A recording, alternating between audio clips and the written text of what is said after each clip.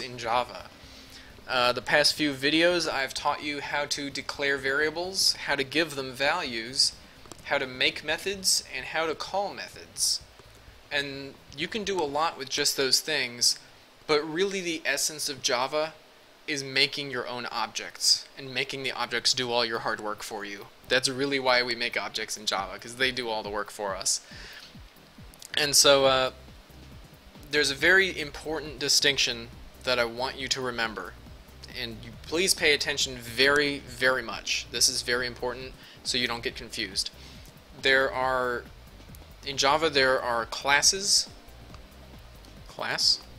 and there are objects. They're very similar, but they're different. Now that I've realized that I have not turned my heater off, let me do that very briefly.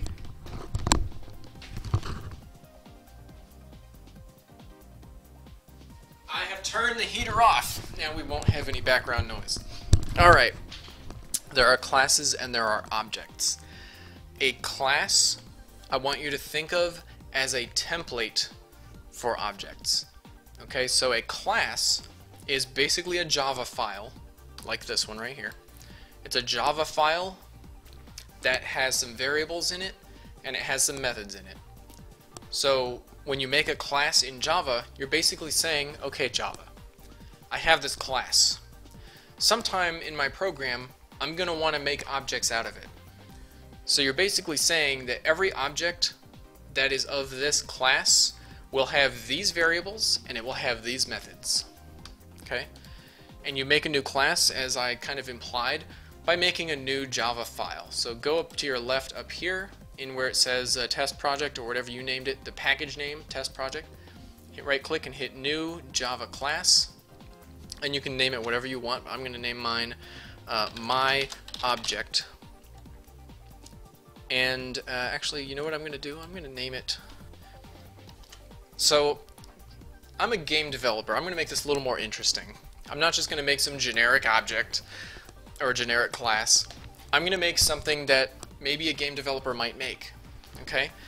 I used to play a lot of StarCraft, and the units in the game are basically objects, right? So we're going to make a Marine. I'm going to type class name Marine. We're going to hit finish. So the point of an object, as I explained in previous videos, but I'll do it again because it's important, the point of an object is to group a bunch of data together, to keep them nice and organized. Alright, now this is a class, so this is a template for what a Marine should, quote, look like. Okay? So when I ask Java to make a Marine object, this Marine object is going to have whatever variables I put in this class. So here's what we're going to do. We're going to do int max health equals 55. Okay? We're going to give it another variable. How about int attack damage equals 5. These are actually numbers out of the game. That shows how much I played the game. And we're going to have, let's have float move speed equals, I don't actually know the Marine move speed. I'm going to guess. How about 3.5? That's probably way too fast. We'll do 2.5. It doesn't matter. So I'm telling Java I want to be able to make objects that are called Marines. And whatever you call the class doesn't matter. This word up here could have been anything. In fact, I can change it to anything I want. The only restriction is whatever you call this class, the file name has to be the same. So if I change it to Footman, I have to rename this over here to footman.java. That's really the only restriction on class names, is they have to match the file that they're in. So public class Marine. And public means that any other file can access Marines. So any file can make Marines, basically. So I'm telling Java, I want to be able to make Marines.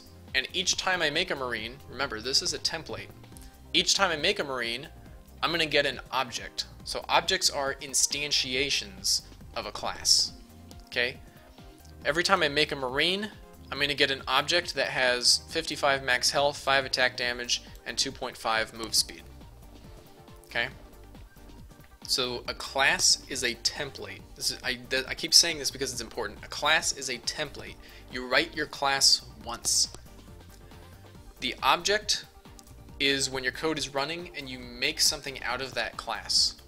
So the object is an instantiation of your class. Okay? So we have our class Marine. Now we're going to go over here to our main method, which I have cleared out this whole file again. I suggest you do the same. And I should probably mention that objects can also have methods. We'll write some methods for this in a bit, but right now it's not too important. So right now we've written our class.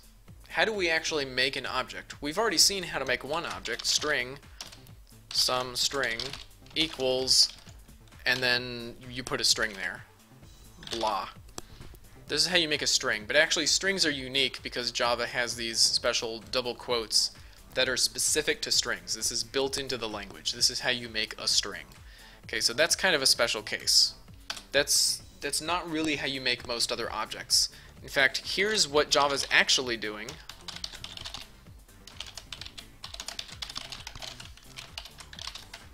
Java's actually calling this somewhere. So the thing that I typed up here, was it my string equals blah? These two lines of code are the same. It's giving me an error because I'm trying to define this variable twice. My string and my string. Maybe if I name this some string.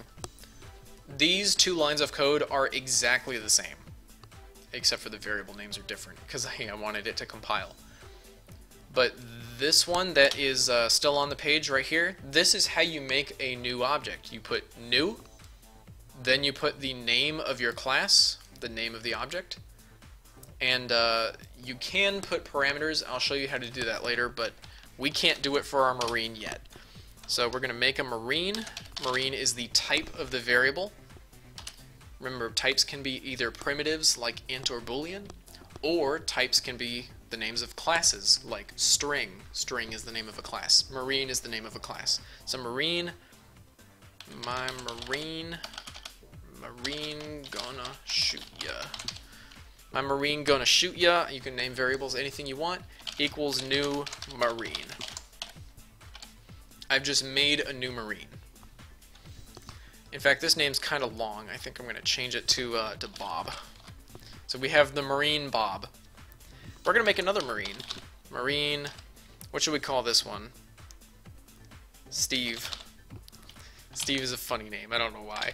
New Marine. So now we have Bob the Marine and Steve the Marine.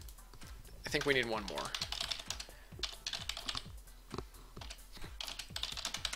Blizzard's going to sue me. So now we have Bob, Steve, and you know what, I'll just Jim Raynor. Now we have three Marines. We've got Bob, Steve, and Jim Raynor. Okay? These are our three Marine objects that we've created. Now the system out print line has been pretty useful to see what's inside our variables. So we'll use that. Let's just make sure that our Marines have the proper stats in them, and we'll see what happens. Uh-oh, what happened up here? Alright, we've got test project.marine at 645064F. What this actually is how Java represents objects. Okay? In one of the previous videos, I said we have primitives and we have objects. Now, a primitive is just whatever value you give it. So if I put int some number equals 5, then that variable some number, let me write it. If I put int some number without a b, okay, equals 5, then this variable right here, some number, is just 5. Just like that. But because objects can have multiple things inside of them, Java doesn't really have a way to represent that as a primitive.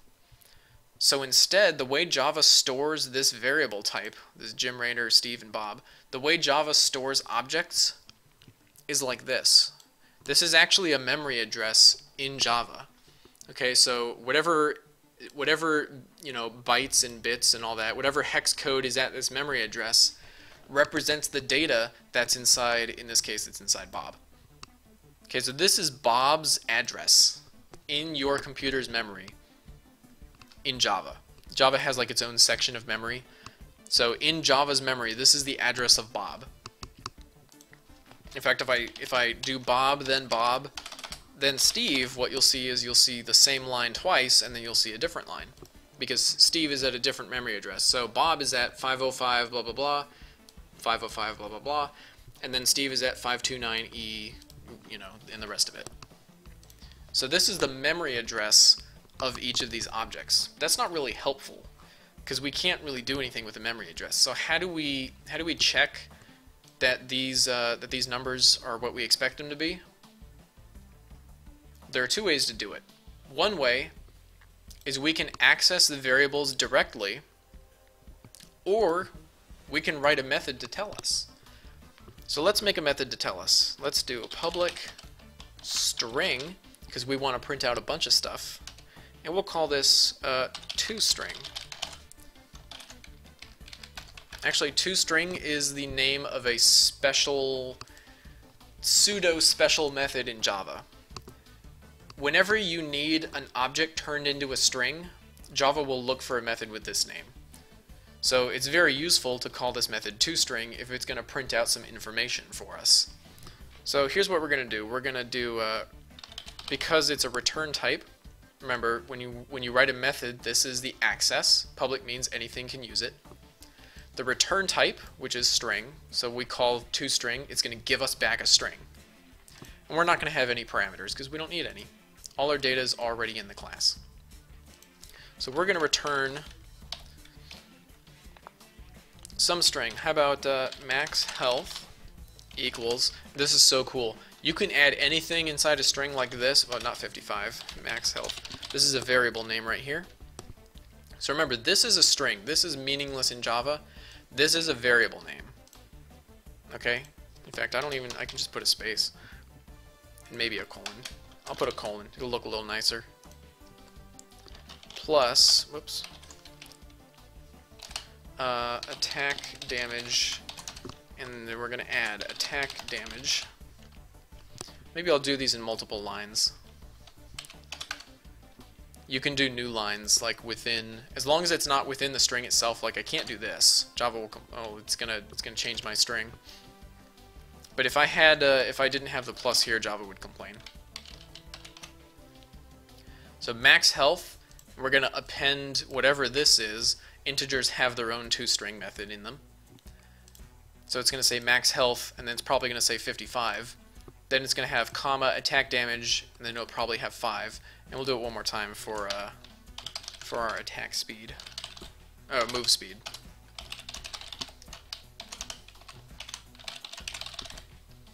So now we have our toString method. Remember when I said that the toString method's a little bit special? Whenever Java's expecting a string and you give it an object, it will look for this method. By default, the toString is to return this. But now that we've written our own, this one's going to take precedence. This one's going to override whatever Java does. So now if I call this, I don't even have to call toString on these. I can just put them in here. But we're going to do it anyway because this is how methods are used.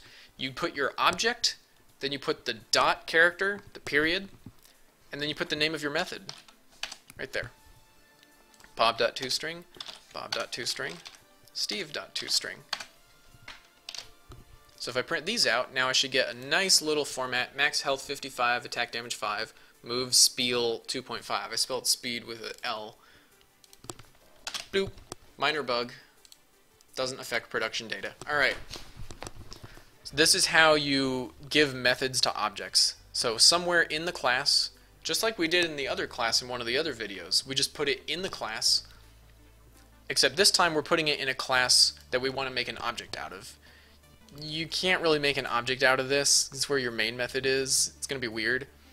You could if you wanted to, but I don't recommend it. What you want to do is you want to have each of your objects that you want to use as their own file, give them their own variables, give them their own methods. Okay? Let's write another method. So now we can get data out of these things in a nice formatted way. Let's see. Let's make Marines attack each other. Okay, let's make a method to do that.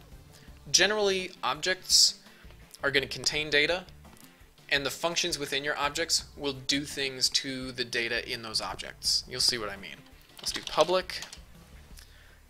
Let's make Marines attack each other, like I said. Attack. The return type for this is going to be void. Void means we're not going to return anything. Yeah, that's fine. So this method will compile, but it's not going to be interesting because we haven't given it any code. So how are we going to attack another Marine? Well, first, we're going to need another Marine to attack. How can we do that? Let's just put a parameter in here. Marine, other dude. Or maybe I can call it target or something. Okay? But basically, now we have a method where this Marine, I should probably mention because it's not inherently obvious. Whenever you have a method inside of an object, it automatically can access all of its variables of that object. Okay? So if I called, you know, Steve.attack Bob, the .attack is the method, attack is the method, dot just means you're doing something with Steve. So Steve, we're going to take him and we're going to call his attack method, not Bob's attack method, we're going to call Steve's attack method. Okay, they each have like their own method inside of them. They do the same thing, but so we're in here in Steve's object class, whatever you want to call it. So this is the Marine Steve that we're looking at. Okay? So Steve is attacking other dude. In this case, we know that it's going to be Bob because we've done that. But you can use this method anywhere because it's public. So this could be really any Marine attacking any other Marine. Okay? Pretty easy to attack another Marine. You just do other dude. He's going to lose some health. How are we going to make this other Marine lose health? Again, there are two ways to do it. We can either make a method for it. We can make a method in here called, you know, lose health or something like that. Or we can access these variables directly. But you know what we're going to do? We're going to make a method, and it's okay that my code's not done. We're going to make a method called lose health. And we're going to put the amount to lose. It's going to be pretty easy. Oh, that's max health. I want current health. Max health. Let's just call it health. I'll change this one. I'll change this one too. Alright, max health doesn't matter because we're not actually making a game right now. So we're going to make some Marine, whatever Marine we call this method on, is going to lose amount of health. This is going to be pretty easy. It's just going to be health equals health minus amount. Right? So now health is going to go down by whatever this is. Let's go back up to this function and finish it. So other dude's going to lose health. How much health? Well, probably Steve's attack damage. Alright.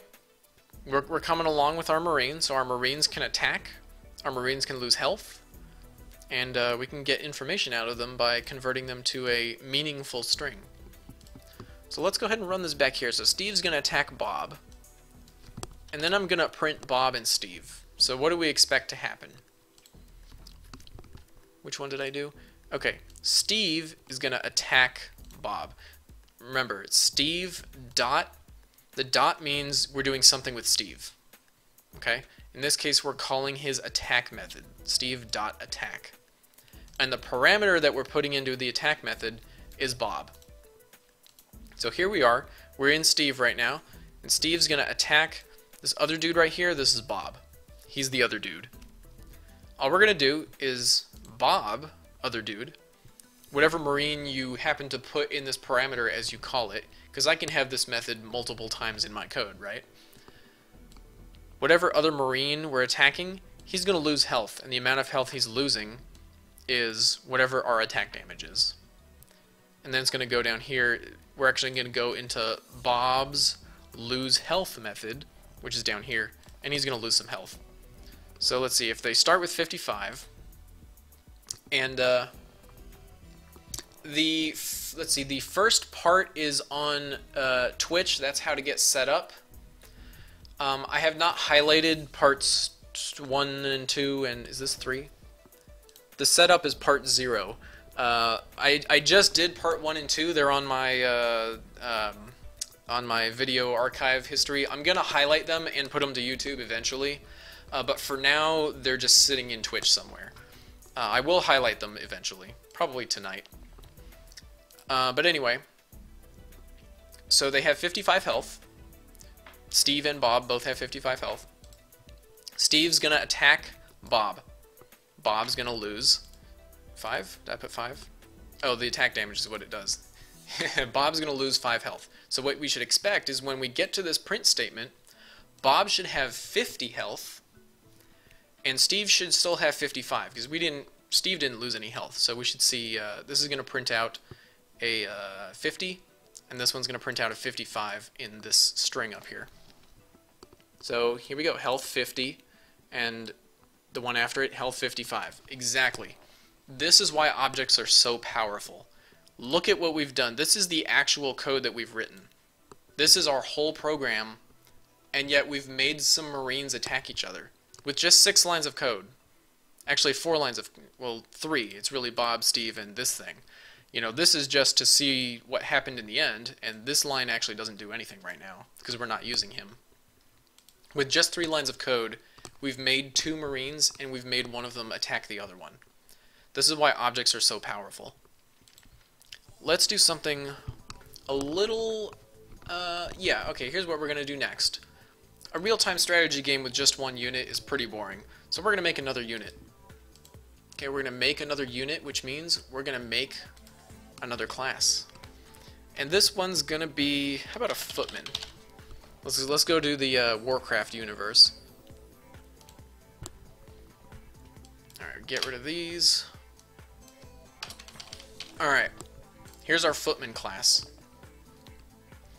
We're going to give him some health too. So int health equals, let's give him like 80 health. He's going to be a melee dude, so he's got to be tough. We're going to give him some attack damage. Again, he's melee, so he's going to be pretty tough too. Let's make it 9. I know these are pretty big numbers, probably blowing your mind. And then we're going to give him some move speed. Equals, how about 3.0? So we've got the same thing, and we'll just copy these. Copy these. Alright, so now we've got a Footman. He's going to attack other Footmen. And that looks good. So now we've got a Marine that can attack other Marines. We've got a Footman that can attack other Footmans, but how do we make them attack each other? Well, one way to do it, which is the wrong way, but I'll show you how. One way to do it is just copy this guy right here. It's going to have the same name, but we're just going to put Marine in here. Don't do this in your code. Okay, don't do this. Just watch for now. This is one way to do it. And then we'd have to change our Marine class so that Marines can attack Footmen. So they can attack each other. Lambda expressions are probably more advanced than anything we'll get to in this course. And also, I probably won't go into them because they're very new. Not many people use them. And it's not usually the... well, I'll just say not many people will use them. This will get into intermediate stuff, but it's not going to go into Lambda and like streams. It's not going to go into synchronized methods or anything like that. We're going to get to the like medium level stuff where people will be able to write some pretty simple programs that do useful things. Manipulate files, read from files, and format data or something like that. Or maybe even make a simple game. But Lambda expressions are not really important. So what was I saying? Okay, so we've got a Footman and a Marine. They can attack other Marines, they can attack other Footmen, they can attack each other. But this is going to get out of control very quickly. If we have like 50 units in our game, we're going to just be copying this method 50 times per unit. That's not what you want to do, okay? You want to write the smallest amount of code possible. It sounds lazy, but that's actually true. You want to write the smallest amount of code possible. Number one, because it's less work. And number two, because if you ever have to go back and change something, it should be very easy to find out what you need to change, or find out how something works. Sometimes you're given somebody else's code and you have to figure out how it works. And you don't want to be the person where somebody is given your code and they have no idea what it does. You do not want to be that guy. That's bad. You want to be the guy that everybody loves working with your code. Alright? That's who you want to be. So how do we solve this? We can't keep making these objects. We can't keep making these units with these different names, these different classes. Most languages, including Java, have something called inheritance, where you can tell Java, okay, I want all these different classes to exist, but I want them all to kind of be the same. Alright? And so here's what we're going to do. We're going to make a new class, and we're going to call it Combat Unit. This you can follow along now. I just didn't want you to write that other method. Combat Unit. Alright? So Combat Unit, what are they going to have? Did I copy everything? No, I didn't. They're going to have health, they're going to have attack damage, they're going to have move speed. But they're not necessarily going to have these values. So we're going to get rid of these values. We're going to declare that a combat unit has these, but we're not going to say what they are. Okay? And then what we're going to do is we are going to copy these, and we're actually just going to take them out of the Marine file. What happened? My computer's derping on me. Give me a second. Did I not hit it? There we go. And we're going to get rid of all this stuff in the Footman one too. And then we're going to put all these methods right in here. Now there's going to be some compile issues. So Marine, what order do I want to do this so it'll make the most sense? Okay, I'll do this. This will probably make sense. Okay, so now we have a combat unit. Think of this as just any unit in the game. Any unit that can be in combat. So we have a combat unit, they have health, they have attack damage, and they have move speed. But these can be different for each unit. They can attack other combat units, which is what we want. We can get their stats, and we can make them lose health. Okay, this is good. Now how do we link these to, say, a Marine or a Footman? Well, there's a keyword in Java called extends. Extends. And you say what it extends like this.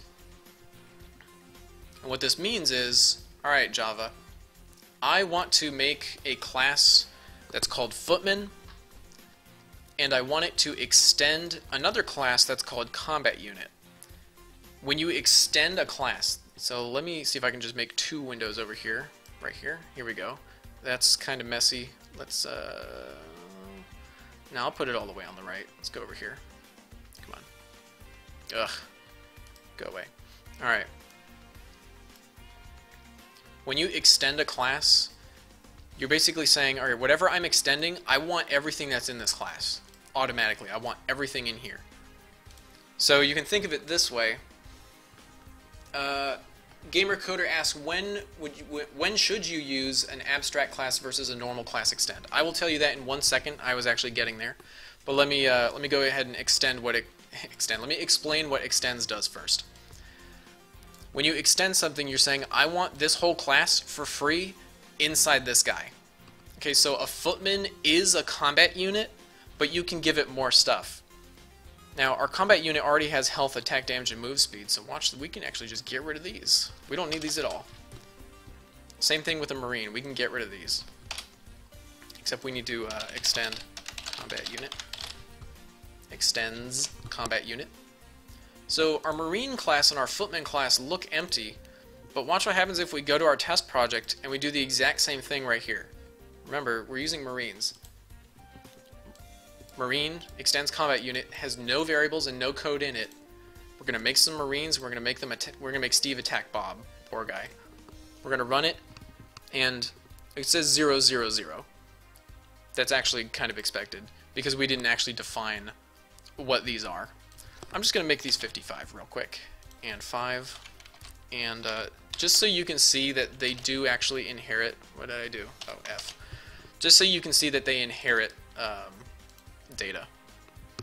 So we've got health 50 on, which one's first? Bob, and health 55 on Steve.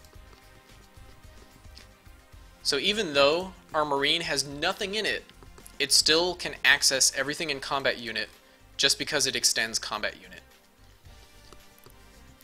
And the way that we solved our little problem of, you know, how do we make Marine attack Footman and Footman attack Marine and Marine attack Marine, and, you know, if we add more units we'll have to add more methods. Not anymore. Now we just have one. We just have one method that works for any combat unit we want. Okay, and we can make different things. So Marine, for example, I wonder if I'm allowed to, no, I'm not allowed to do that. The way that we would give a Marine different stats from Footman is we would do it in a method. Typically in a constructor. Remember when we made these objects, we said da equals new Marine? What does this look like to you? This is a method, actually. In Java, you get this method for free on every object, where it's the object name and it has no parameters. It just makes kind of a blank copy of it. But if we wanted to, we can actually make our own. The way you do that is you put public, the return type is Marine, and also happens to be the method name. So let's give a Marine, well, Marine already has the stats we want because it's inheriting here. So let's just do it for Footman instead. Public Footman. This is called a constructor. It's how you construct an object. I learned to program, let's see, health equals 80. I learned to program, oh gosh, probably by modding Neverwinter Nights. I was playing around in the Neverwinter Nights scripting engine a lot when I was like 14. I was pretty bad at it, but you know, the more you practice, the better you get. I've been programming since I was 14. Now I'm twice that age, and now I program every chance I get. I love it, and I get paid to do it. So move speed equals 3.5 or whatever I said. I don't remember. And so in our constructor, where we're making this Footman, we're accessing these variables even though they're in this other class, because we have access to this class. We're extending it.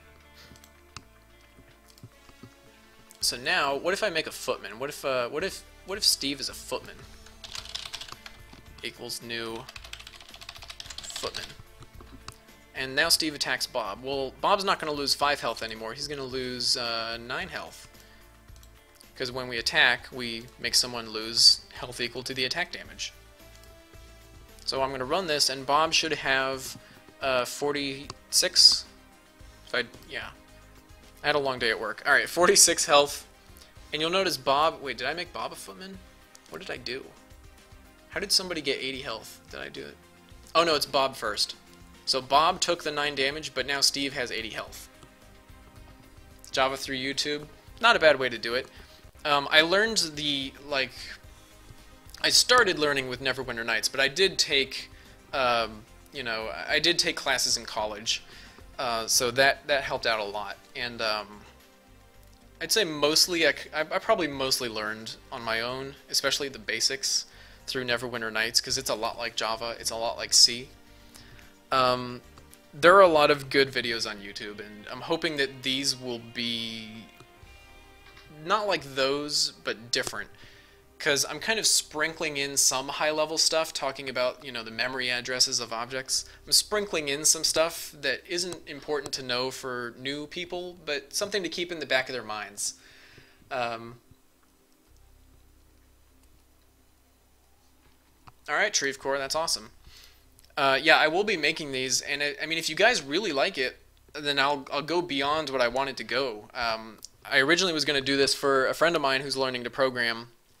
He's learning in the middle of nowhere, Texas, from a professor who doesn't know anything. He's actually learning the wrong way, so I'm like helping him correct it. But he knows like this low-level stuff. You know, the first few videos, he knows these things. I'm probably gonna get him in on the next few, because I'm probably just about caught up to his level of knowledge. So anyway, this is why objects are powerful. Because we give them their own, well, not there. We give them their own data.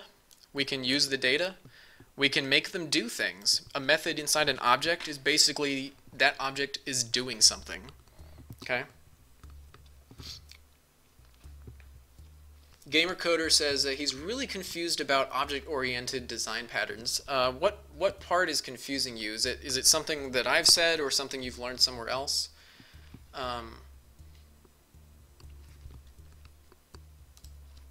Because object-oriented patterns usually are contrasted with functional patterns, where when should I make a strategy pattern? I've never heard a strategy pattern. I think you're just making fun of my game that doesn't do anything.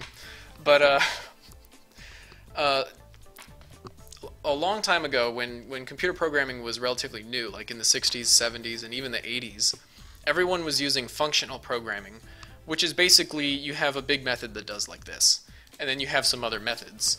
They're called functions, which is why it's called functional programming, because you use functions. People realize that sometimes it's useful to group information together. So in C, for example, we don't have classes, we have what are called structs. Struct, S-T-R-U-C-T. And those can contain data, but they can't contain other functions. They can't contain methods. So still, you're only writing functions and you're passing structs into them. That's all functional. Object-oriented, the idea that a Marine can attack another Marine, or that a Marine can attack a Footman. This is object-oriented, where objects can do things. Because imagine if I couldn't have in here. Imagine if I wasn't allowed to have these inside my class. If my classes could only contain data, then the way that we used to do it is we would have another method somewhere. Was it void attack? And we'd have Marine A and Marine B, and all of our Marine attack logic would be in here. And we'd have the same thing for, you know, lose life down here. So you would be writing functions, but you wouldn't be having a strategy design pattern. I'm not going to read that right now. I'll probably read it. Let's see if, actually, yeah, let me just kind of skim through it since you asked. Let me move that over there so it's not in the way. Behavioral design pattern is used when we have multiple algorithms for specifics. Okay, this is a little more advanced than I want to talk about right now. I believe what they're talking about is interfaces, where you will say that, for example, this is actually a pretty good example. For example, let's say that we have our combat unit, and we want every combat unit to be able to attack. But we want some combat units to behave a little differently. So maybe some units would attack and they would do their attack damage. But maybe some combat units would do something else. Maybe instead of attacking, they would, I don't know, maybe they would like move around first or something. I don't know. They would do something else that's not just this, right? Obviously in a complex game or any complex system, it doesn't have to be a game, you want this method to behave differently on different types of objects. In our case, the way we would do that is you can override methods. So we would say public void attack combat unit other, and you just put your code in here. So yeah, let me do that and show you what happens. So normally when a combat unit attacks another one, the other dude is going to lose some health. But what if what if Marines were like magical healer guys? What if they had healing guns instead? And we want the Marine to, let's see, other dot, what is it, lose health. What if we want to heal them? We just put negative amount. It's not going to let me do that. Negative amount. What did I do? Oh, it's not negative amount. It's negative attack damage. So if Marines were healers, for example, and we wanted them to behave a little bit differently, we could override it by just redefining the method inside Marine.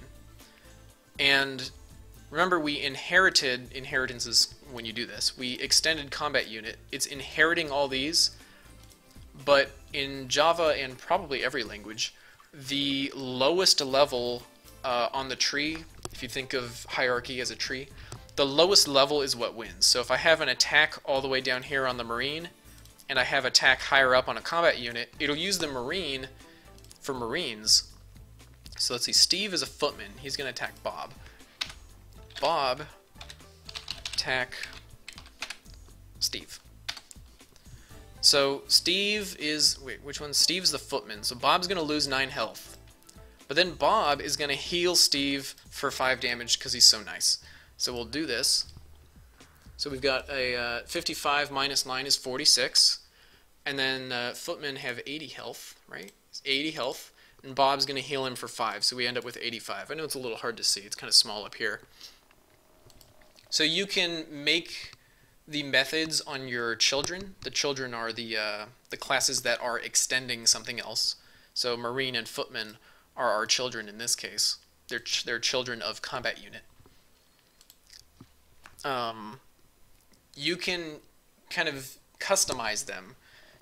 They're all going to have the same variables. They're all going to have the same methods, but you can make the methods do different things. Another way to think of it is, actually I probably already said it, but I'll say it again. We are making them extend combat unit, and we're basically making Java promise us that every combat unit will be able to attack. And this is kind of just like a default. Think of this as a default, what happens when you attack another unit. But like I said, we can make Marines override it. Instead of making them lose health, we can make them gain health. So that's probably something like what that's talking about with behavioral patterns. They're using probably interfaces instead of superclasses, which is what this is. An interface is a class that doesn't have variables. So if I took these out, this could be an interface. It's going to complain a lot, so I'm not going to do it. And somebody else asked, who was it? Let me see, because I'm going to find his name. Gamer Coder, actually, same guy. You asked, when should you use a normal class and when should you use an abstract class? You want to use an abstract class when you don't want people to make this object. If you don't want them to make just a generic combat unit, which is probably the case, right? If you're making a game like StarCraft or Command and Conquer, you don't want people to be able to build unit, right? You don't want them to be able to build unit. You want them to be able to build footmen or marines or catapults or whatever it is, but you don't want them to build the generic type. So whenever you want people to only use the children and not use this thing, that's when you'd make it abstract. Sometimes you will use inheritance and you'll have something that's not abstract. There are reasons to do that. I can't think of one right now. I'd probably say it's more common to make a parent class abstract than it is to just use a parent class in addition to its children. I think it's more common to make them abstract. Don't quote me on that.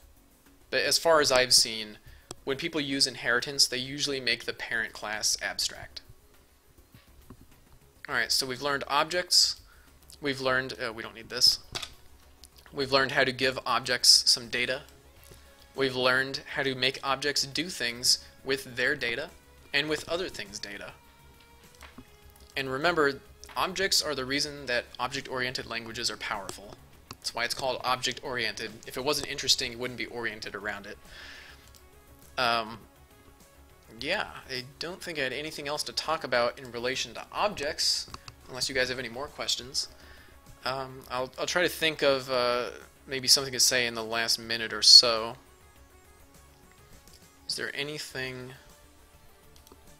The main thing to remember is that when you make a class, the class is a template. Okay? The class is something you make when you write the code. The objects are the things you make when the code actually runs. Okay, so Bob and Steve and Jim Raynor, even though we've got 2 Marines and a footman, let's get rid of Jim Raynor, he's not important. Even though we've got Bob, who's a Marine, and Steve, who is a footman, they are both combat units.